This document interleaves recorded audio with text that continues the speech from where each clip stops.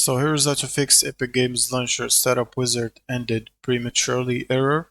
So first you open the task manager and then look for Epic Games, and then make sure you close anything in here related to Epic Games. Then you can close this, and now open this PC and go to the C drive, program files 86, and then look for Epic Games, right click and delete this folder. And now you can go back to program files, the other folder, and then look for Epic Games in here and remove the folder if you find it also in here. Now you can simply go back to the installer and try to run it as admin or double click on it.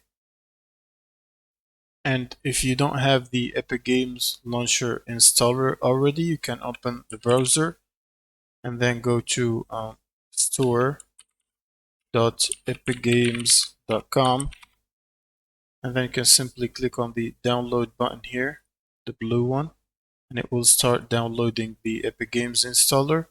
And then you can simply click install and confirm if you're prompted to run this as admin.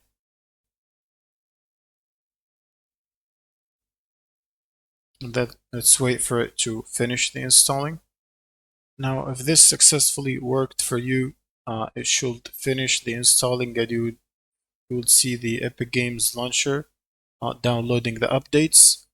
Now if this did not still fix the issue for you, what you can do is click on the installer, right click and then show more options, and then click on repair to try to repair the existing Epic Games Launcher.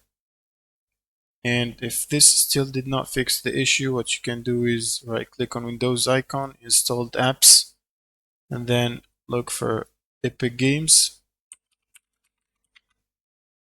and then you can uninstall the Epic Games online services and the Epic Games Launcher, and then try to reinstall them completely again from the Epic Games installer that you downloaded from the Epic Games store website, and that should fix the problem.